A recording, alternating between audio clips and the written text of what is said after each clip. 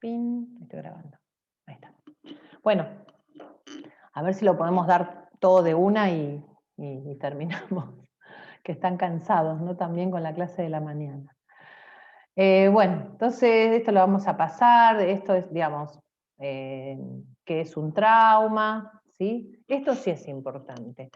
Todo trauma, a diferencia por ahí de otras enfermedades, tiene como una primera lesión, que nosotros llamamos injuria primaria, y después hay una serie de eventos que se da que va a llevar a otras lesiones de otros órganos, ¿no? Eso es lo que nosotros llamamos injuria secundaria. Por ejemplo, en un trauma de cráneo hay un hematoma, por ejemplo, ¿no? Pero el hematoma, esa sería la lesión primaria. Pero después termina habiendo edema, hipertensión endocraniana, trastornos de la neurohipófisis porque hace una diabetes insípida o un síndrome de secreción inadecuada de hormona antidiurética, hace una infección intrahospitalaria porque es un paciente que está por ahí muy injuriado, con respirador, ¿entienden? Entonces, lo que tiene muchas veces el trauma es que vos tenés una lesión primaria y después sí o sí siempre vas a tener una lesión secundaria, que inmediatamente van a estar esa lesión secundaria dada por esta respuesta de mediadores de la inflamación y del estrés, que a veces pueden, digamos, limitar el daño, pero a veces es tan grande el daño que no... ¿Me escuchan bien? Hola, hola. Sí, profe. Ah, Sí, perdón. Sí. profe. Ya está. Me salió que había mala conexión. ¿Entienden? Entonces a veces te produce esta injuria secundaria, ¿no? Después tenemos otros mecanismos, además de todo lo que es la parte inflamatoria que se desencadena con este trauma, ¿no? Que aparece lo que les decía, la hipoxemia, la hipotensión, la dificultad respiratoria, la desaturación. La hipotensión se da porque a veces, bueno, hay pérdida de sangre o hay redistribución del flujo que necesita, no sé, reparar una lesión, no sé, un neumotórax, o necesita reparar un trauma de cráneo o una fractura de huesos largos. Entonces muchas veces, además de que se pierde sangre, el flujo sanguíneo se redistribuye a las zonas, especialmente a los órganos vitales y también a las zonas donde tiene que reparar. Entonces termina habiendo, es muy común, por ejemplo, que haga falla renal el paciente sin lesión previa, que haga hemorragia digestiva, y esto es por hipoxia, por hipoflujo, por hipotensión. Y vos por ahí te fijás y el paciente nunca estuvo hipotenso. Claro, no estuvo hipotenso, pero hubo esta redistribución de flujo que hace que haya sufrido igual la célula del tubo digestivo, del riñón, muchas veces las suprarrenales. Entonces, esto es lo que nosotros llamamos injuria secundaria. Por eso el trauma no es solamente el tratamiento en la emergencia, que por ahí es lo que tratan los emergentólogos. Después nosotros, o los terapistas, o el médico que hace medicina crítica, es lo que después termina produciendo más dolor de cabeza para el médico porque empieza con todos los trastornos secundarios a este trauma. ¿Entendido? Entonces esto le llamamos injuria secundaria. También vamos a comentar que el trauma en el mundo es la causa más frecuente de muerte en los menores de 40 años. No es poco esto, porque son la mayoría, el 90% de los traumas son prevenibles, o por lo menos, digamos, por eso muchas veces en vez de hablar de accidentes nosotros hablamos de incidentes, porque el accidente es algo como que no se puede prevenir. Pero los accidentes de tránsito, la mayoría sí se puede prevenir, ¿no? ¿Vieron hoy el accidente que hubo ahí en el Tigre? No sé si lo vieron en la tele. Que Sí, de dos iba manejando el jóvenes de 18 y chico 19 años. alcoholizado a una velocidad terrible, Sí. choca y mató a los dos acompañantes. O sea, esto nosotros lo vemos diariamente. Ahora se está hablando todo de COVID y todo, que bueno, es el tema del día. Pero nosotros lo vemos a diario y lo terrible es que esto se puede prevenir. Entonces, por eso fíjense que, si, digamos, las enfermedades cardiovasculares sí es la primera causa independientemente de la edad, pero el trauma es la primera causa en los menores de 40 años, ¿no? Y después, no me acuerdo el porcentaje, pero entre 20 y 30 años también es un gran porcentaje, ¿no? Y eso en cuanto a las muertes. Después vemos todas las secuelas que queda, la morbilidad que queda con estos traumas, ¿no? Ahora este chico que está internado en terapia intensiva, veremos cómo sale, pobrecito, ¿no? Pero va a ir en cana, porque, o sea, preso, porque es homicidio, ¿no? Los sucesos que se encadenan entonces, como les decía, los incidentes viales, domésticos, bueno, acá tenemos diferentes tipos de ámbitos que se pueden producir los accidentes. Depende estos accidentes, ¿no? A nivel del conductor, bueno, acá un poco, esto ya lo saben, no tengo que explicarlo, ¿no? Del vehículo, de las condiciones del entorno. A ver, puede ser que haya un accidente porque no había un semáforo, porque la calle estaba rota, porque no estaba marcada, y hay un montón de estos accidentes, pero la mayoría es por fallas del conductor, no se pone el cinturón, está bajo efectos de droga, de alcohol, de sedantes, ¿eh? Así que no podemos poner mucha excusa.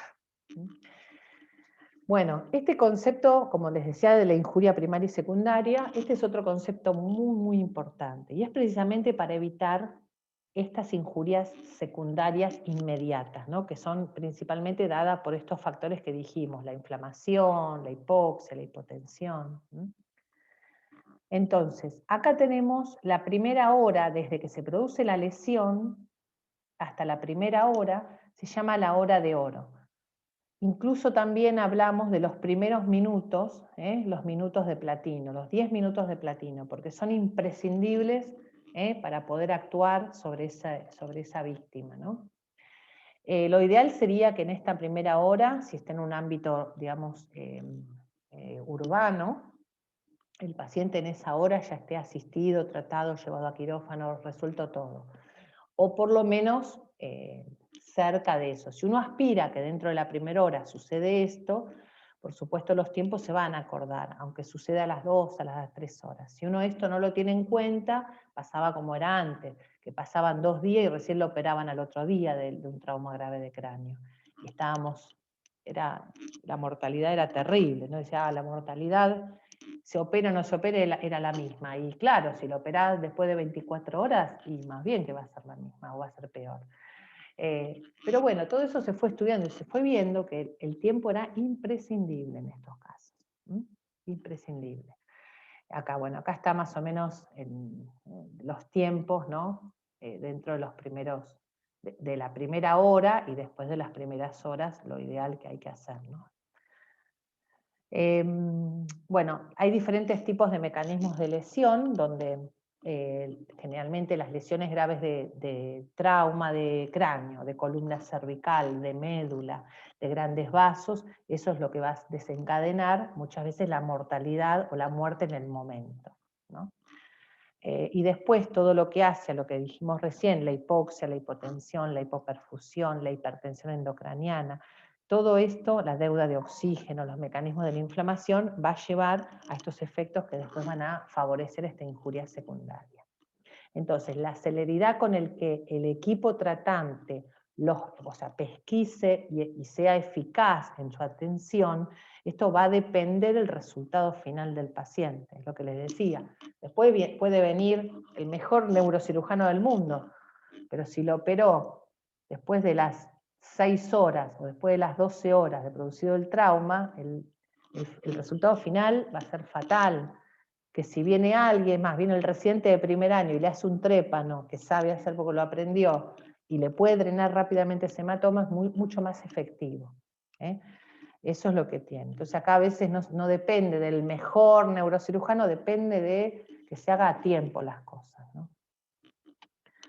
Y esto a veces no tiene nada que ver con la posibilidad económica, porque viste que a veces uno dice, no, me llevas a la Suiza, me llevas a la Trinidad, me llevas al cruce, a donde sea, pero lo importante, si es tratado en el Hospital Santoyani y lo tratan rápido, y por ahí va a ser mucho más eficaz ese tratamiento, y después sí lo llevas a la Trinidad, al Cruz, a la Basterrica, a todos los hospitales con buena atención, que por supuesto va a hacer mucha diferencia, porque ahí también hay mucha diferencia, pero quiero decir que en el inicio, más allá de la mano por supuesto, si viene el mejor neurocirujano y lo opera en los 10 minutos, va a ser sublime, pero a veces lo que más depende es que alguien haga un procedimiento en tiempo y forma, que hacerlo perfecto después de 6 horas o después de 24 horas. ¿Me siguen?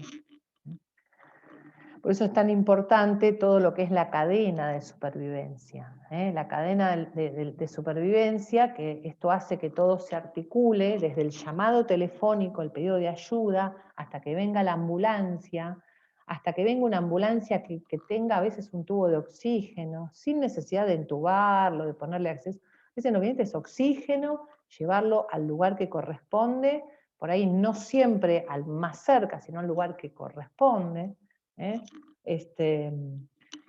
Hacerle la tomografía y llevarlo ya a quirófano inmediatamente. Entonces, todo esto son eventos que tienen que estar coordinados. Que si esto hay algún eslabón donde no funciona, y bueno, pasa, todo esto empieza a agravar, hay más secuelas, más lesiones, y por supuesto aumenta la mortalidad, ¿no? Bueno, ahí lo que les decía de la hora de oro, vamos a ir pasando. Bueno, y el manejo de todo lo que es prehospitalario, desde el pedido de ayuda hasta que llega la ambulancia, a veces nada más ponerle oxígeno, inmovilizarlo y ponerle oxígeno, eso ya al paciente lo va a ayudar muchísimo. Acuérdense que todo paciente con un trauma, ¿sí? Yo tengo que siempre pensar que está hipotérmico, hipovolémico, acidótico y con deuda de oxígeno, ¿sí? Si después yo todo esto lo voy descartando, bueno, no está hipoxémico, no está hipovolémico, no está acidótico, listo, pero yo no puedo que pase tiempo y después darme cuenta de 2-3 horas que tiene una acidosis metabólica o está saturando 85% de oxígeno, porque ya es tarde. Entonces yo lo que tengo que hacer, si yo veo un politrauma, tengo que ya saber que tiene esas características. Entonces yo tengo que estar optimizando la parte respiratoria, cardiovascular, los pulsos, la oxigenación, y también a veces tranquilizar al paciente. Que el paciente está lúcido o el paciente está... Tranquilizar al paciente, oxígeno, porque también el paciente se excita, o el dolor, por eso también la inmovilización, no solamente para que no haya lesiones más graves, desde ya, que si uno lo mueve mal, todo, sino también para calmar el dolor. Al inmovilizar una fractura y que no se mueva, más que lo pasamos, está en el asfalto, lo pasamos a una tabla, después lo pasamos a la camilla de la ambulancia, después imagínense con una fractura expuesta, una fractura inestable, aunque sea mínima, entonces eso produce mucho dolor y muchas veces excitación, y eso también hace que haya más flujo de oxígeno en lugares donde no tendría que haber, más consumo de oxígeno en lugares donde no tendría que haber. Luego lo tranquilizás al paciente, lo calmás, contenés la situación. Por eso, fíjense que a veces eso también ayuda al paciente. El oxígeno, no es que necesito llevar en la ambulancia a un super quirófano. Fíjense que son cosas básicas, ¿no? ¿Me siguen hasta ahí? ¿Alguna? Sí, doctora. Bueno. Sí, profe. Seguimos, profe. Seguimos. Bueno, acá tenemos también en cuanto a los tiempos, que les decía, todo lo que es la fisiopatología del trauma, con todos los mediadores de la inflamación. La injuria local y la injuria sistémica. Cuando hay una fractura de pelvis, cuando hay un estallido de vaso, cuando hay un hematoma, no sé, retroperitoneal, todo eso es consumo de factores de coagulación. Se empiezan a liberar todos los factores de la inflamación, factores de la inmunidad. Entonces está todo muy, muy activo, muy activo. Entonces gran consumo de oxígeno.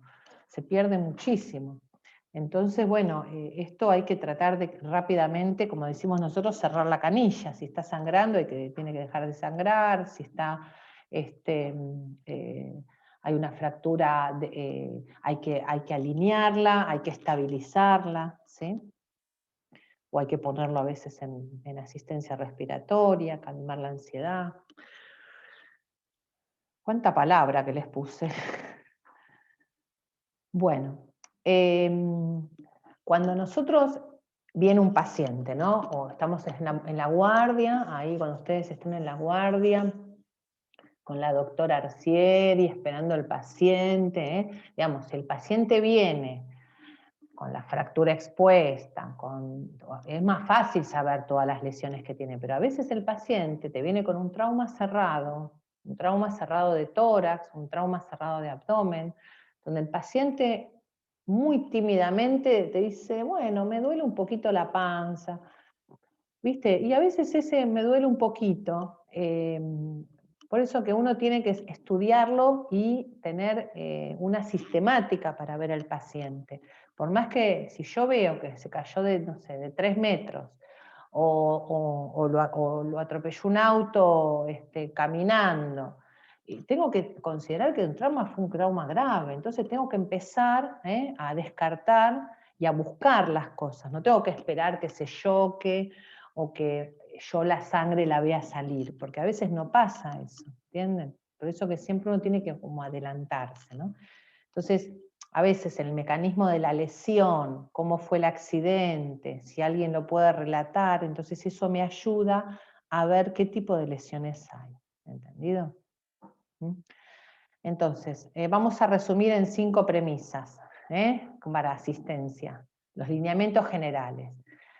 Manejo ordenado de las maniobras de soporte vital. O sea, yo siempre tengo que ver, cuando tengo un paciente, el ABC, digamos, en el sentido de que tengo que ver si tiene pulso, si respira, si tiene mecánica buena respiración, o sea, los signos vitales básicos, ¿sí? Si hay algo si no tiene pulso, no respira, bueno, eso no puede esperar, tengo que asistirlo inmediatamente, porque eso no puede esperar, ¿no? Entonces siempre es importante valorar las maniobras de soporte vital si es necesario, para pasar al próximo paso, el transporte, transportarlo al lugar que corresponde, de la manera más rápida posible, pero al lugar que corresponde.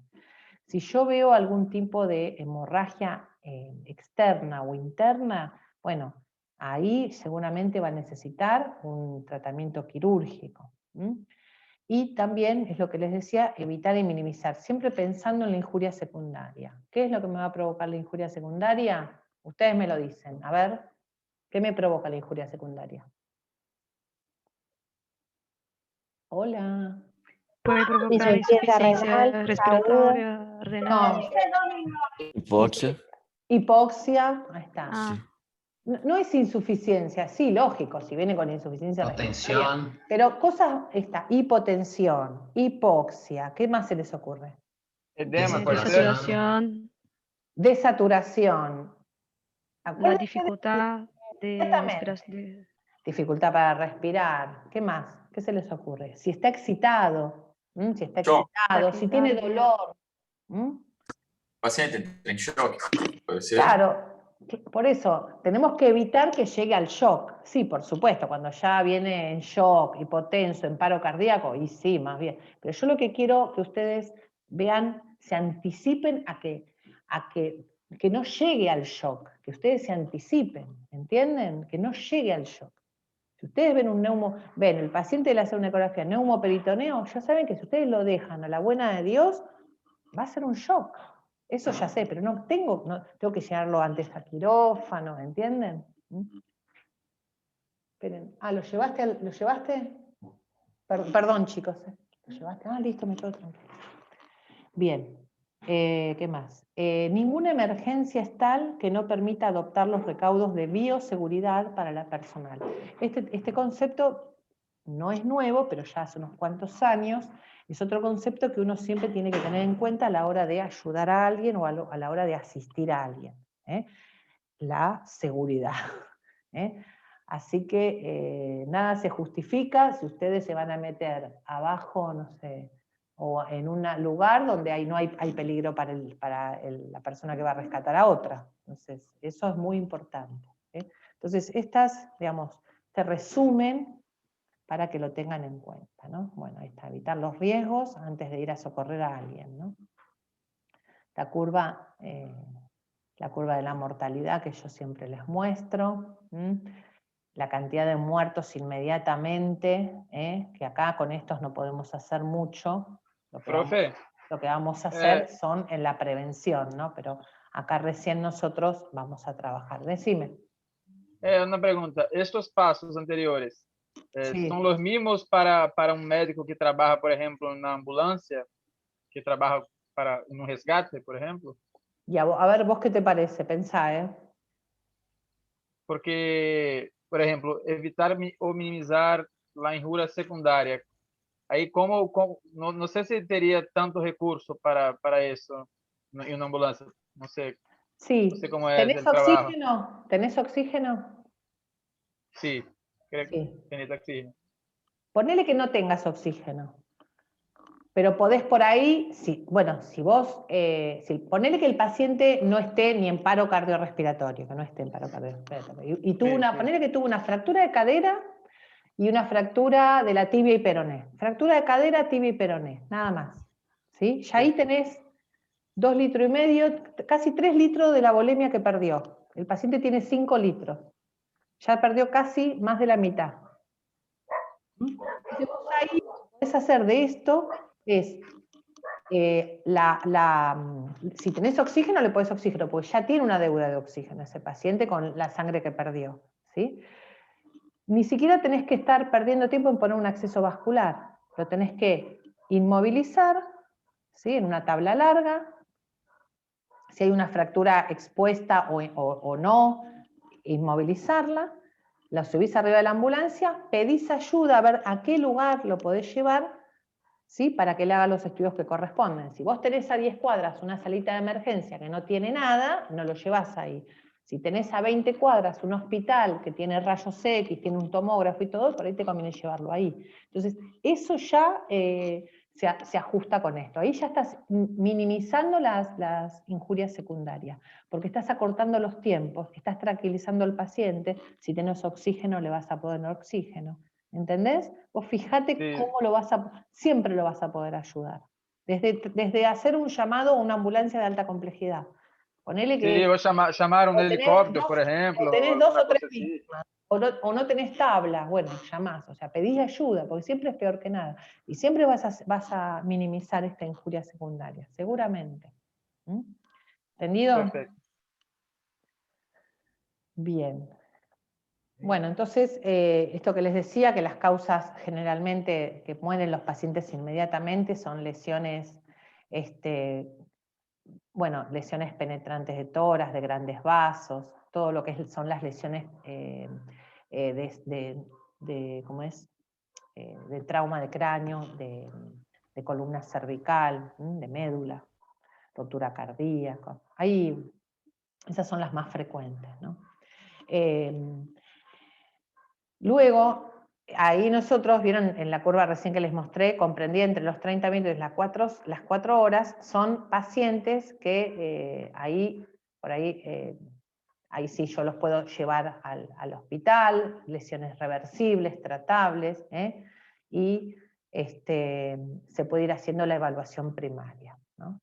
En estos pacientes, ahí está. La evaluación primaria, ¿qué es? Ahí orienta más que nada a todo lo que es el soporte vital. Entonces, la vía aérea, cómo respira, digamos, su función cardíaca, si hay hipotensión, hipovolemia, hemorragias, los pulsos, la respiración. Entonces, todo esto voy a evaluar en la evaluación primaria. Si yo veo que el paciente respira mal, está con hipotensión severa, yo tengo que, si estoy en la ambulancia, apurarme y ver si puedo buscarle un acceso vascular, si lo intenté, no pude, bueno, llevarlo inmediatamente al centro de asistencia para poder asistirlo a la parte cardíaca, porque todavía la evolución primaria yo la estoy haciendo, pero necesita trabajarse, si está sangrando, ¿sí? A veces hay sangrados que yo con una compresión manual lo puedo resolver, pero hay otros sangrados que no. Y la orientación para hacer los diagnósticos posibles de lesiones está dirigida frecuentemente hacia digamos, las lesiones traumáticas que puede llegar a tener el paciente, ¿sí? Entonces yo esto lo tengo que sospechar, las lesiones previas.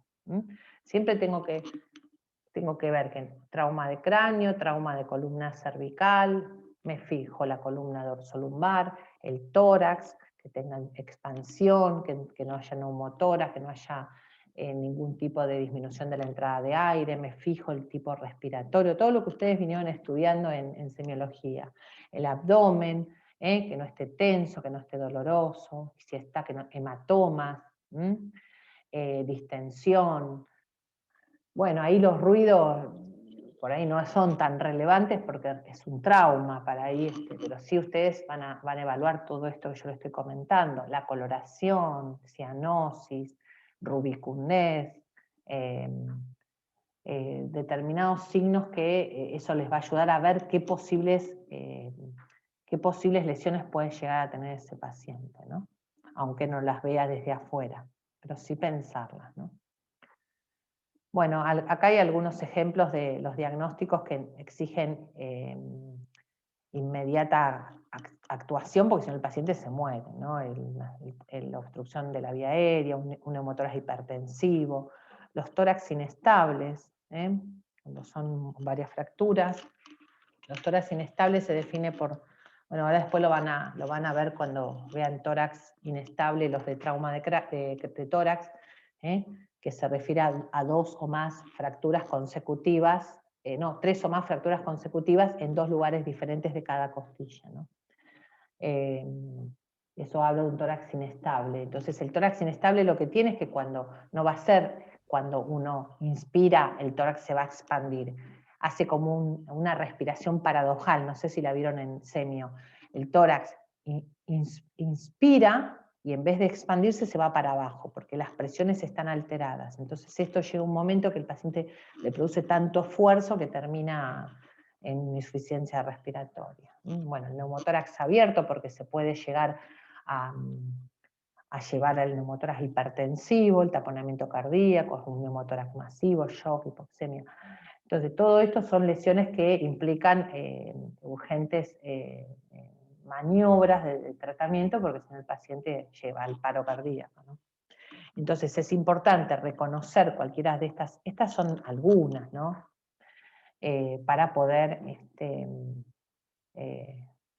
asistir al paciente. Incluso algunas, por ejemplo, si yo tengo un neumotórax hipertensivo, no lo detecto y no se soluciona, vas a terminar haciendo 3-4 horas masaje cardíaco porque el paciente no va a salir más del paro con un neumotórax hipertensivo. Entonces lo que necesito a veces en la urgencia, bueno, es punzar ese tórax, como sea, para tratar de sacar el aire porque está con mucha presión adentro y esto va comprimiendo todo el corazón, entonces es imposible que salga del paro, ¿no? Igual, digamos, el objetivo de esta materia es contarles, ustedes, el que no va a hacer emergencia no va a aprender a drenar un neumotórax hipertensivo, ni mucho menos, ¿no? Pero sí por lo menos tenerlo en cuenta, si uno está en la guardia, porque a veces vos estás como clínico, o como practicante en la guardia general, y te viene un trauma, que viene estable, con una fractura, varias costillas, y de golpe hace un paro cardíaco. Bueno, ahí lo tenés que pensar, que no estés haciendo un neumotórax hipertensivo, ¿no? Y bueno, a mí me ha pasado, lo dudo, me decís, ¿cómo estás segura? Y no, es clínico esto, entonces, y bueno, lo dreno, lo punzo, ¿viste? Entonces, como decimos nosotros, mejor un neumotórax de más, porque si lo punzás y no hizo neumotórax hipertensivo, le vas a hacer el neumotórax, pero si era un neumotórax hipertensivo, le vas a salvar la vida, por lo menos lo sacás del paro, ¿entiendes? A veces en la emergencia pasan muchas veces estas cosas. Uno se tiene que jugar y decir, bueno, perdido por perdido, le meto la aguja. Y bueno, después el neumotórax, si lo hice y no era, se drenará. Pero no me podía quedar con eso, si llegaba a ser un hipertensivo, el paciente se moría igual, ¿no?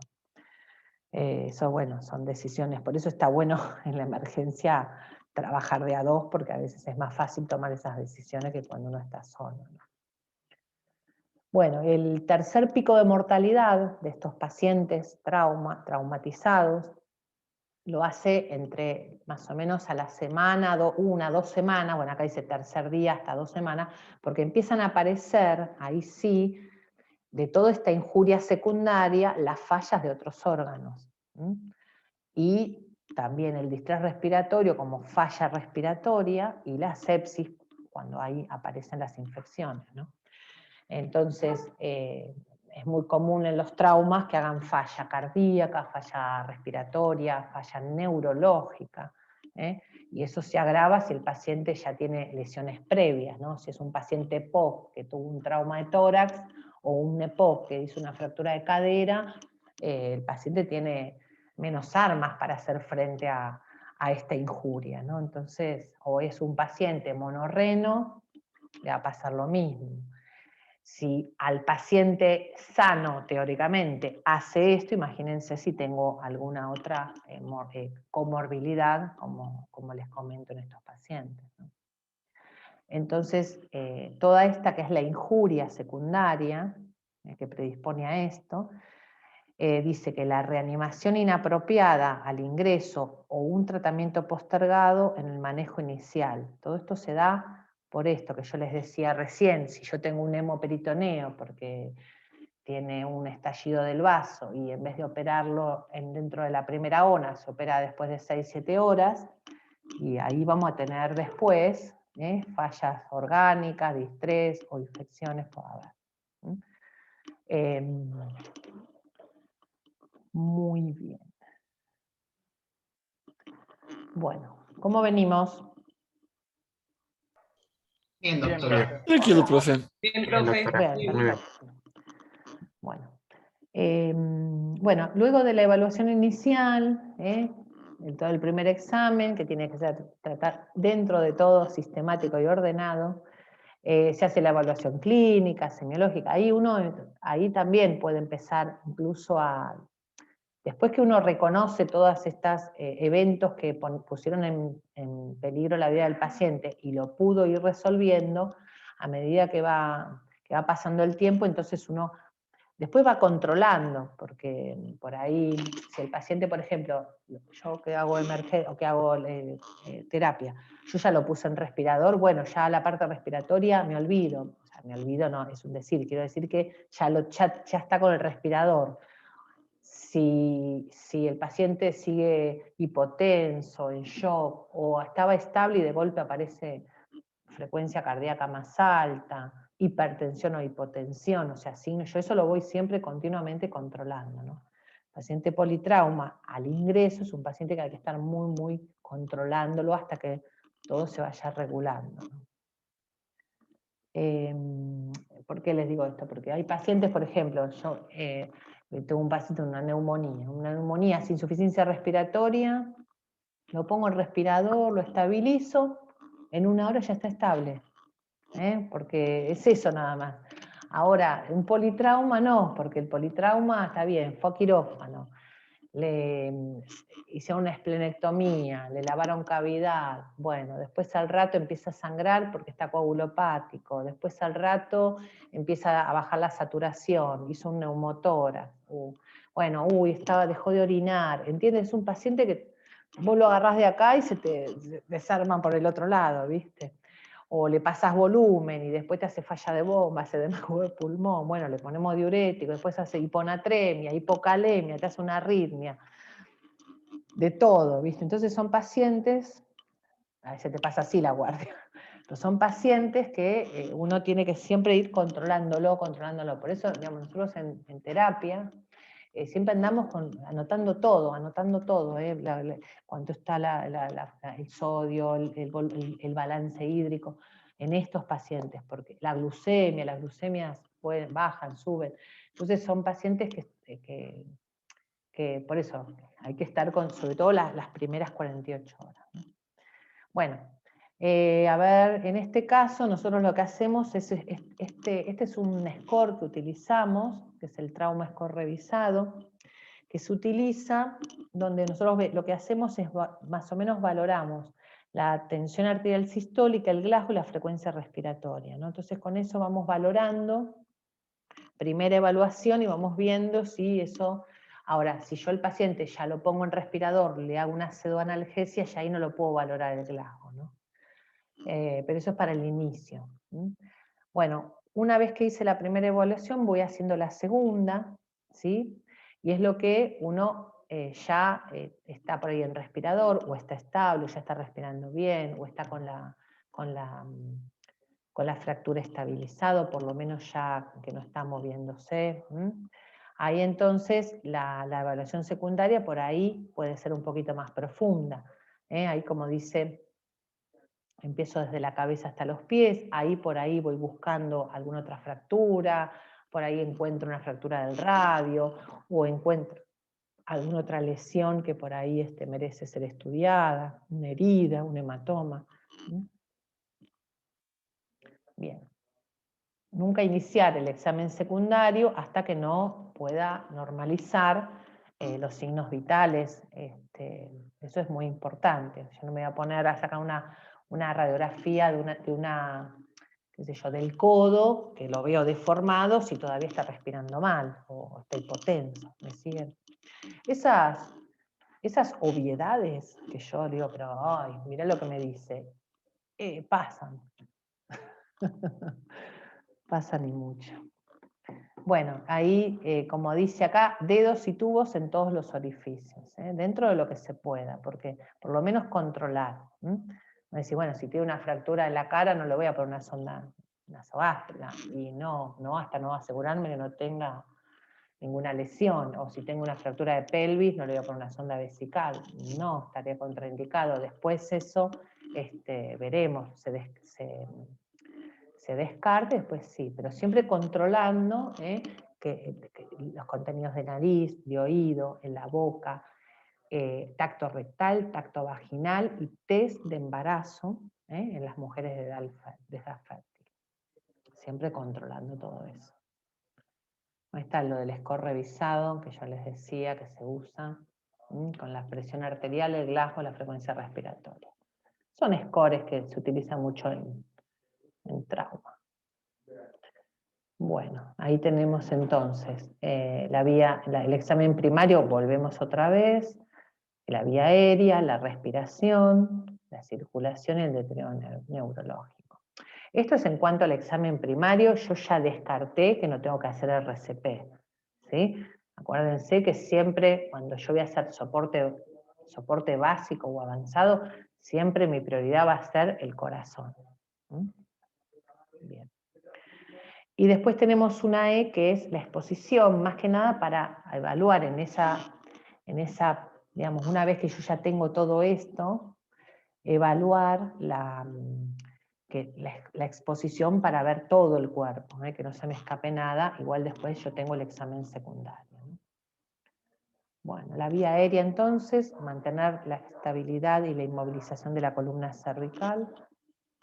Me esperan un segundo porque hay mucho ruido, espérenme un segundito.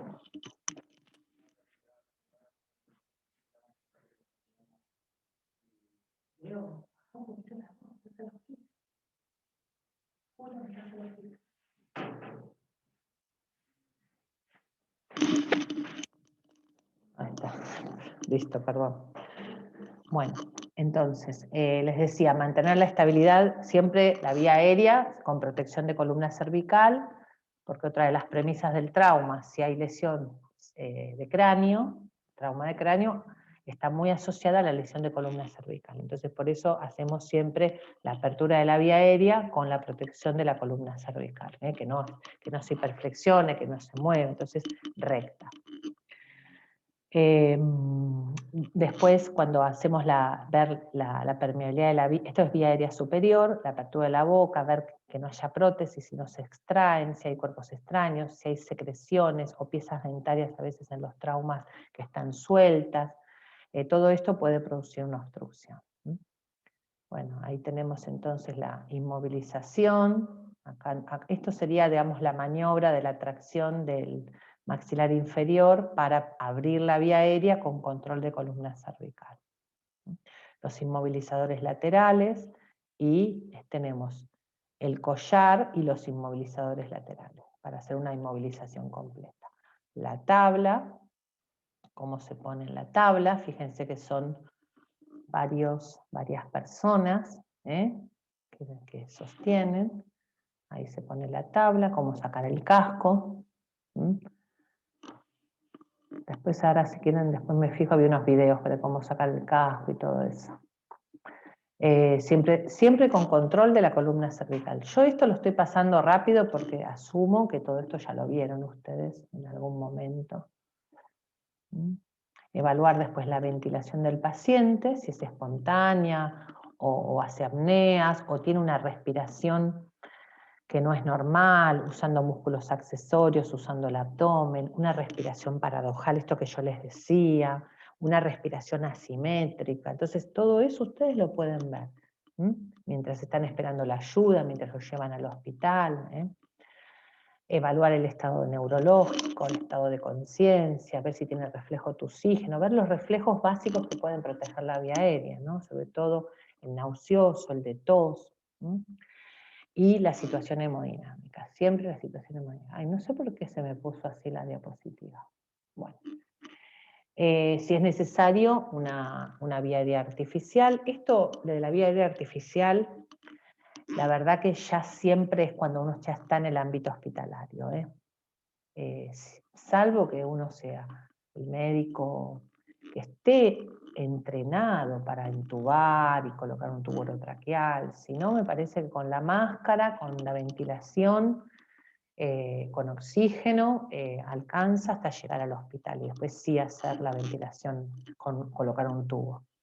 Pues si no, lo primero que uno hace es intentar colocarle un tubo y entra el agujero que entra, y el agujero que entra nunca es la vía aérea, siempre es el esófago. Entonces, traer al paciente entubado en el esófago, la verdad que eso no corresponde. Es mejor poner la máscara con el ambú y uno entonces va abriendo la vía aérea con la maniobra y entonces ahí va ventilándolo. Cuando llega una persona... Pode provocar también vómito en el paciente, ¿no? Por supuesto, lógico. Sí, siempre, sí. Lo que pasa es que acá estamos hablando de trauma. Entonces, vieron que nosotros siempre hablamos de posición de seguridad. Lo que pasa es que si es un trauma, lo tenés que poner en la tabla porque está fracturado y todo, por eso se va a broncoaspirar. Entonces, controlar. Entonces, directamente por ahí hacerla, si está entrenado, poner la vía aérea artificial o un tubo orotraqueal. Pero si no, en el trauma lo que se usa son las máscaras laringias, que son más fáciles, se colocan sin un laringoscopio, directamente se colocan, ¿sí? Y hace lo que es la apertura de vía aérea. Y eso también evita un poco la broncoaspiración. Así que, bueno, acá tenemos los diferentes dispositivos de ventilación con la mascarilla, boca a boca, la verdad que ya casi no usamos, la mascarilla, directamente esta bolsa a mascarilla. Si es posible, acuérdense que tengo una deuda de oxígeno, siempre con oxígeno a altas dosis, hasta que se demuestre lo contrario. Bueno, y en caso de una obstrucción de vía aérea, también a veces alguna punción cricotiroidea, que eso a veces se puede llegar también a utilizar, y si no, el masaje. Porque si no respira, va a estar en paro. Después al rato va a entrar en paro cardiorrespiratorio. De todas maneras, tenemos la cricotiroidectomía y la traqueostomía de urgencia, ¿sí? Pero ya les digo, esto está más restringido en el ámbito hospitalario, ¿no? A veces con la mascarilla y con ambú y uno tubo de oxígeno, está mucho mejor oxigenado el paciente que colocándole un tubo mal puesto, o sea, colocándole el tubo y mal puesto, o pinchándole donde no corresponde, después termina haciendo más daño. La finalidad de la intubación es asegurar una vía permeable, aportar oxígeno, facilitar la ventilación y evitar la broncoaspiración. Sí, la intubación sería lo ideal, pero a veces no siempre el médico de ambulancia es el más experto, no debería ser, pero a veces no es el más experto de poner un tubo orotraqueal. Por eso ahora también en el prehospitalario se sugiere más la ventilación con máscara que la intubación. Bueno, ahí tenemos una forma de esta ventilación boca-máscara, más que nada para que vean cómo pone los dedos, cómo levanta el maxilar, ¿sí? Aprieta la máscara, más que nada eso. Si no, le ponemos con el ambú, ahí está, esta sería con el ambú. La técnica de la C y de la M, levanto el maxilar con estos dedos y aquí comprimo con el dedo índice y pulgar la máscara para que no salga el aire, ¿no? El ambú. Ahí tenemos. Siempre ofrecer la mayor cantidad de oxígeno que tenga. Si yo le pongo oxígeno del tubo de oxígeno a la mayor cantidad de litros, ¿sí? Puedo llegar a 100% de oxígeno, ¿sí? En esa bolsa reservorio. Lo máximo que se pone en el Flumiter son 15 litros de oxígeno por minuto. Esa es la dosis máxima. Y después vas bajando. Si vos le pones un saturómetro, el paciente esté estable, tuvo solamente una fractura, no sé, de fémur, que no es poco, pero le debe doler todo, pero vos le pones un saturómetro y está saturando el 99%, bueno, ahí podés ir bajándole un poco el oxígeno, ¿no? Siempre el objetivo de la saturación va a ser más de 95%, eso sería lo ideal, pero por lo menos que no caiga menos de 90. Acuérdense que la saturación cae bruscamente cuando es por menos de 90.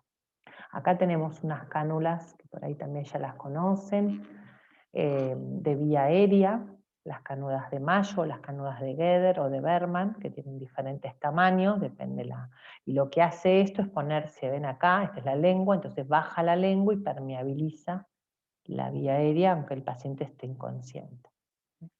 Estas son las máscaras de Venturi y las máscaras con reservorio, que acá tienen unos orificios y acá está la válvula, digamos, que dosifica la cantidad de oxígeno. Con esta máscara yo le puedo dar hasta un 50%. Con esta máscara, con esta reservorio, esta bolsa reservorio, le puedo llegar a dar casi 100% de oxígeno. Bueno, ahí tenemos la técnica de la letra B. ¿Quieren hacer un recreo o seguimos? Ustedes me dicen. Seguimos, profe. Seguimos, profe. ¿Seguimos?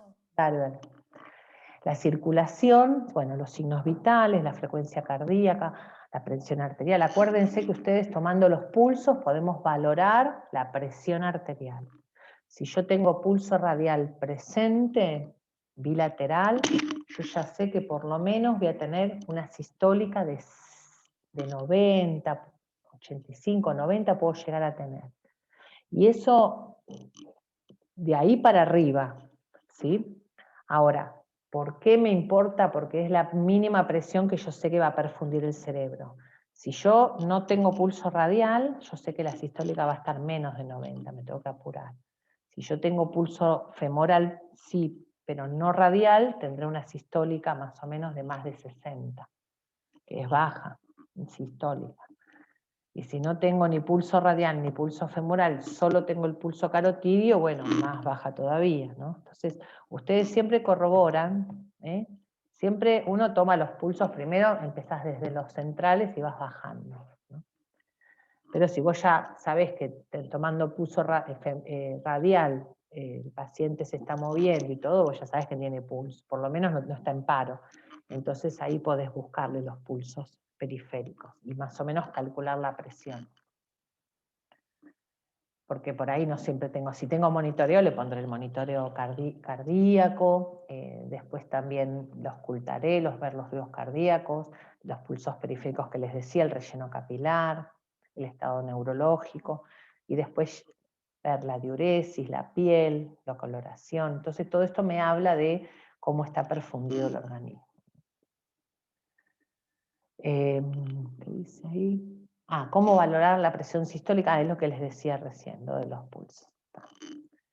El relleno capilar, esto es circulación con control de hemorragia, voy evaluando el relleno capilar, la conciencia, los pulsos, la presión. Si estoy en el ámbito hospitalario yo le voy a tomar la presión porque tengo el tensiómetro. Pero esto yo le hablo de los pulsos, a veces no tengo todavía el tensiómetro, no está disponible, entonces, o no está funcionando, o el tensiómetro me marca, muchas veces me pasa que me marca cualquier cosa y yo le tomo los pulsos y le digo, no, este no puede tener una presión de 150 de sistólica, si yo apenas le percibo el pulso radial. Entonces, esto me ayuda a corroborarlo, ¿no? A veces puede pasar que los pulsos, cuando uno los toma, en la emergencia y todo, no oculta bien, ¿no? Entonces, eso también para corroborar. Bueno, el control de hemorragia en cuanto a la circulación, en los traumas abiertos la compresión, y en los cerrados no me queda otra que el diagnóstico inmediato y la cirugía, ¿no? Acá no puedo de otra manera.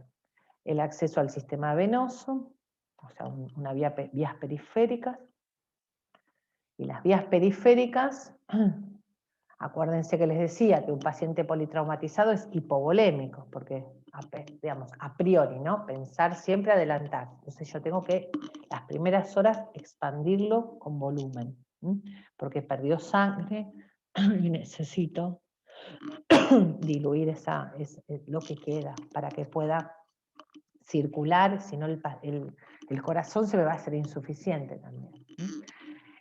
En la emergencia nosotros no usamos vías centrales, o sea, la vía central yo la voy a poner después que está estable el paciente, que está estable, que ya o lo voy a llevar a quirófano, está más tranquilo, entonces ahí sí me he visto, le pongo la vía central.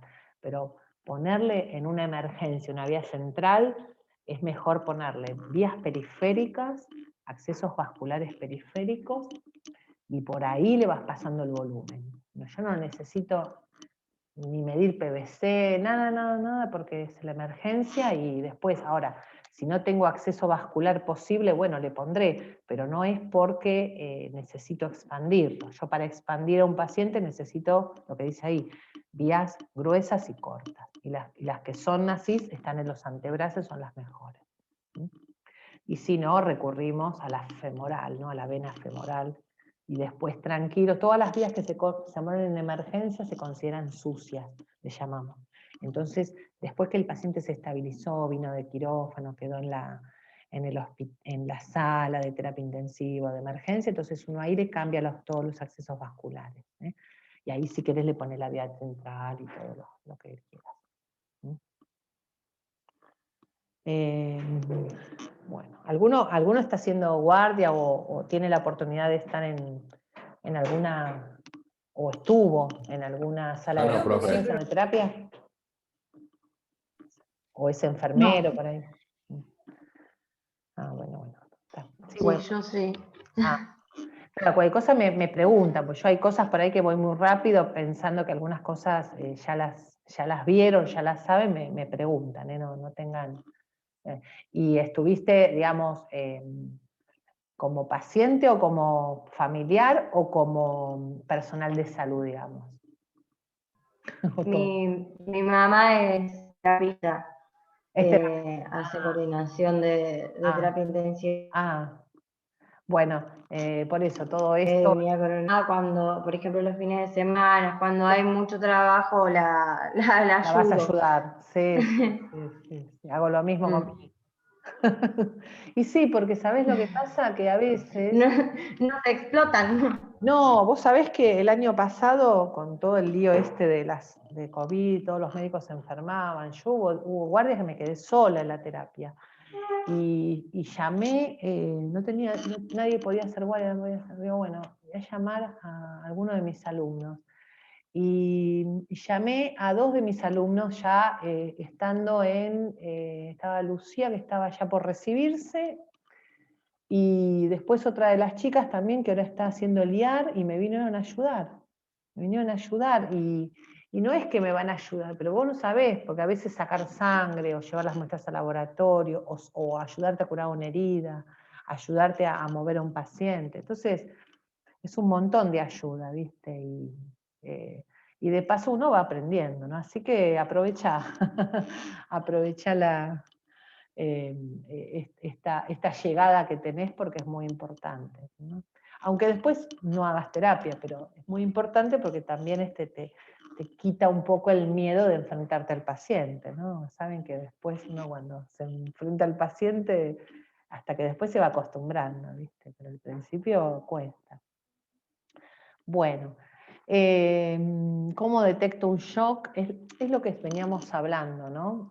Yo tengo que, digamos, si el paciente viene hipotenso, blanco, sin pulso, boqueando, y yo ya sé que le va a pasar, algo está mal ahí, ¿no?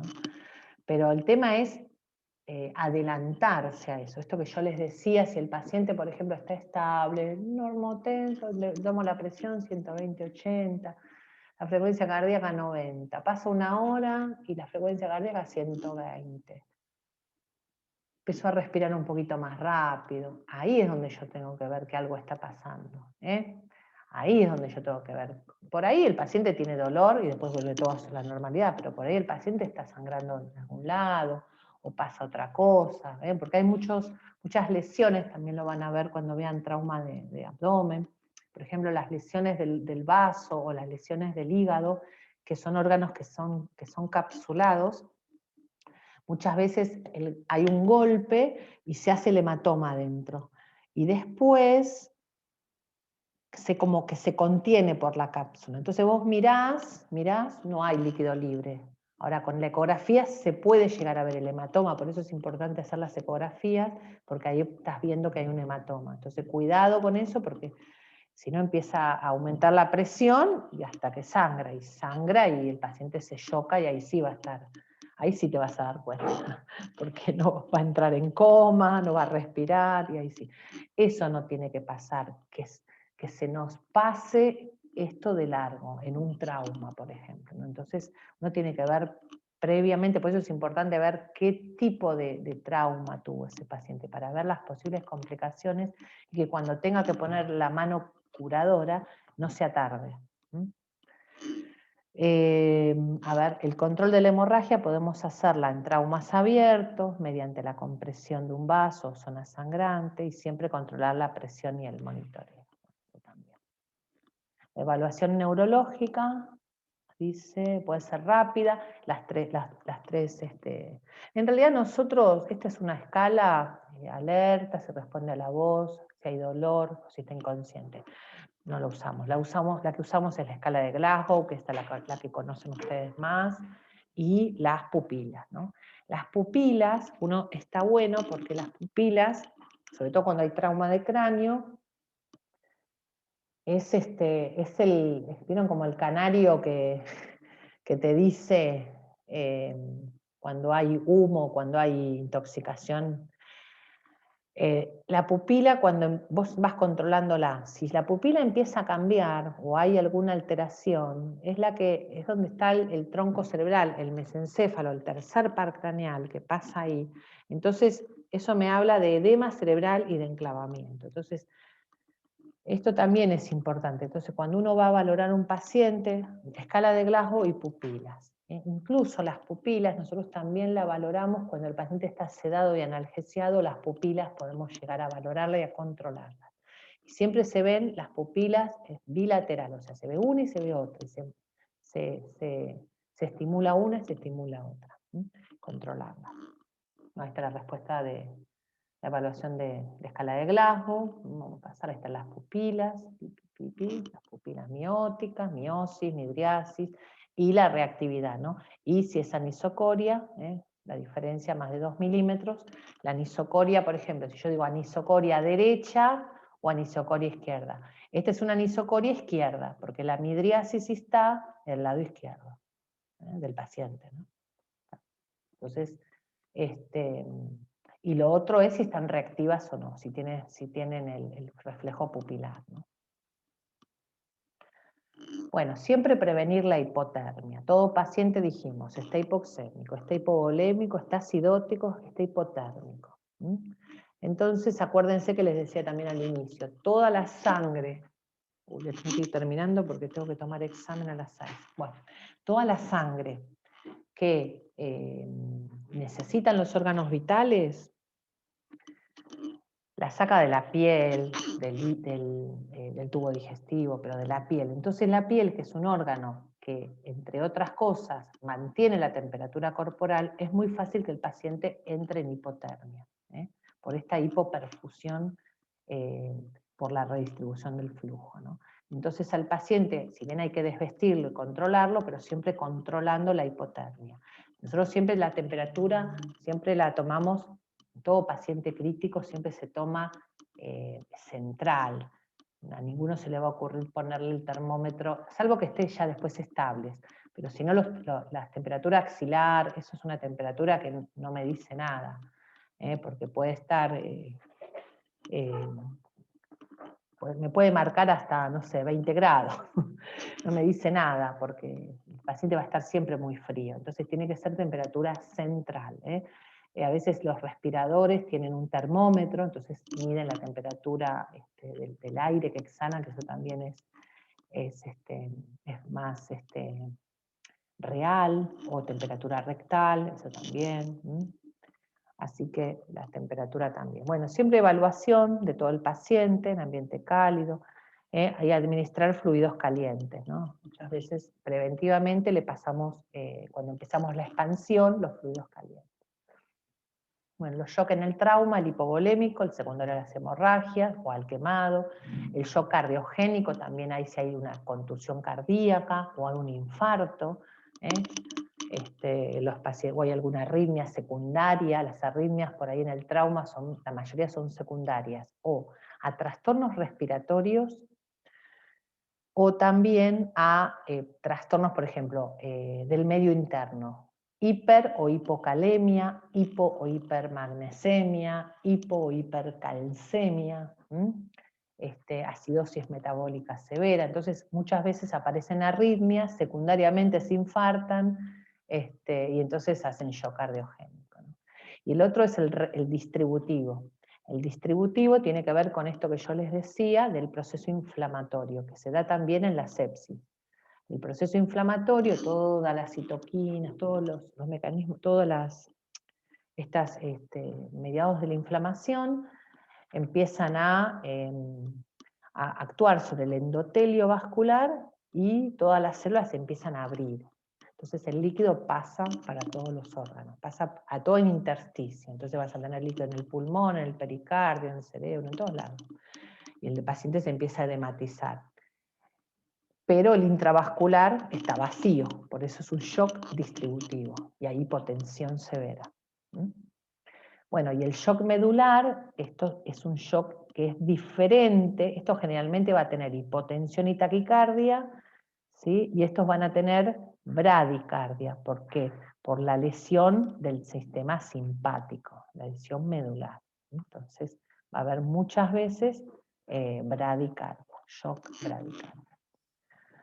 El shock mecánico tiene como ejemplo el neumotórax hipertensivo y el taponamiento cardíaco también. Pero también podemos decir si es, en este caso, shock cardiogénico también, porque en realidad lo que termina siendo es que el corazón se hace insuficiente, ¿no? Porque está comprimiendo y no puede. Bueno, ahí tenemos una triada en el trauma asociada a una mayor mortalidad. Todo paciente que esté hipotérmico persistente, acidosis metabólica persistente y coagulopatía que no se puede revertir, esto habla de mal pronóstico. Yo le voy a agregar la hipoglucemia. La hipoglucemia. Entonces son pacientes que vos ves que están acidóticos, pero no mejoran, vos le das todo el tratamiento, no mejoran. O la CID, entran en CID, la población intravascular diseminada. Esto también me habla de alguna lesión que no se está viendo y está perpetuando la injuria. Por ejemplo, si hay, no sé, sangre en el pulmón o hay alguna colección adentro del abdomen que no se resolvió, eso sigue perpetuando la injuria. Otro signo de mal pronóstico, bueno, las pautas del tratamiento están enfocadas a minimizar todas las situaciones clínicas. Entonces, la reanimación, la correcta reanimación con fluidos, la buena oxigenación, el control de las hemorragias y tratamientos quirúrgicos tempranos, todo esto se llamamos control del daño. Evitando eso que les dije al inicio, la injuria secundaria. La reanimación, nosotros hablamos acá en el trauma, reanimación con líquidos o con fluidos. Son en las primeras 3-4 horas, por ahí no más. Hasta 6 horas puede haber, con una reanimación agresiva hasta que el daño sea controlado, ya haya ido a quirófano o haya estado en respirador o lo que sea. son las primeras horas. Dice, la acidosis metabólica del ácido láctico elevado, o el exceso de bases, menos de 12, que no revierte luego de las primeras 24 horas de reanimación. Reanimación es con líquidos, asistencia respiratoria, o sea, todas las primeras medidas que hablamos de reanimación en el trauma, ¿sí? Estos son marcadores de mal pronóstico. Entonces, a veces le voy pidiendo el ácido láctico, le voy pidiendo el estado ácido base, ¿sí? Este es el exceso de bases, ¿sí? De menos 12, ¿no? Signos de mal pronóstico. Bueno, en los accesos vasculares, las muestras que voy a tomar al ingreso, cuando ingresa un paciente, todo lo que es laboratorio, coagulograma, hemograma, gases en sangre, hepatograma, factor, grupo y factor, test de embarazo. Todo esto yo lo pido porque yo tengo que valorar que no haya fallas multiorgánicas, sobre todo el medio interno, la coagulación, como les decía, el hígado, ¿no? Bueno, ahí tenemos las vías periféricas que utilizamos. Bueno, y esto sí es importante. La reanimación del trauma, más o menos viendo los volúmenes en cavidad, que yo les decía, cuánto puede albergar en traumas cerrados, lesiones del retroperitoneo, por ejemplo, puede albergar con lesiones, por ejemplo, de riñón o mismo vasculares, una lesión de un vaso, una laceración aórtica, hasta 3.000 mililitros. La cavidad abdominal puede llegar a albergar 2.000 mililitros cada centímetro que se extiende el abdomen desde a nivel umbilical, o sea, se puede llegar a 10 litros. Estamos hablando de extremos, ¿no? Pero por ahí el hemitórax puede albergar 2,5 litros si es un hemotórax masivo, ¿sí? Y la fractura de pelvis también, cerca de 2,5 litros, ¿no? Entonces fíjense que si yo tengo una distensión abdominal y una fractura de pelvis, y ahí ya perdí casi más de la mitad de la volemia, ¿eh? ¿Sí? Miren, un fémur puede llevar un litro, una fractura de tibia, 500 mililitros, húmero 300, las costillas cada una 100 mililitros. Entonces, todo paciente con politrauma va a presentar hipovolemia hasta que se demuestre lo contrario. Y el shock, el diagnóstico debe ser realizado, como les decía, precozmente, esto ya lo comenté. Entonces, ver signos así como de shock oculto, la taquicardia, el pinzamiento de la tensión arterial diferencial, de pérdida de más del 15% de la volemia, ya voy a tener pinzamiento, ya diferencia entre la sistólica y la diastólica, y la hipotensión primero ortostática, ¿no? O sea, el paciente se empieza a movilizar y ya automáticamente le empieza a bajar la presión, y bueno, a veces tenemos el índice entre frecuencia cardíaca y tensión sistólica en el trauma. Ya con pérdidas de más del 30% de la volemia, ya tenemos una sistólica de menos de 90 milímetros de mercurio. Alteración del sensorio, y de ahí para arriba, ¿no? Disminución de la diuresis, frialdad, palidez y relleno capilar enlentecido. Ya con pérdidas de más del 30% de la volemia. Entonces, las metas en la reanimación es, por supuesto, detener el sangrado, como sea, la oxigenación, como dijimos, la reanimación con fluidos y mantener una hemoglobina de más de 7 gramos por litro. ¿Sí? Esto es lo mínimo, lo mínimo. Si yo tengo un hematocrito de, no sé, 28%, pero el paciente va a ir a quirófano, está sangrando, tiene una hemoglobina por ahí de 7,8 o de 8, bueno, yo por ahí sí se merece, y está inestable, por ahí sí se merece la transfusión. Pero no, quiero ver cuántas me faltan. Ya vamos terminando. Está.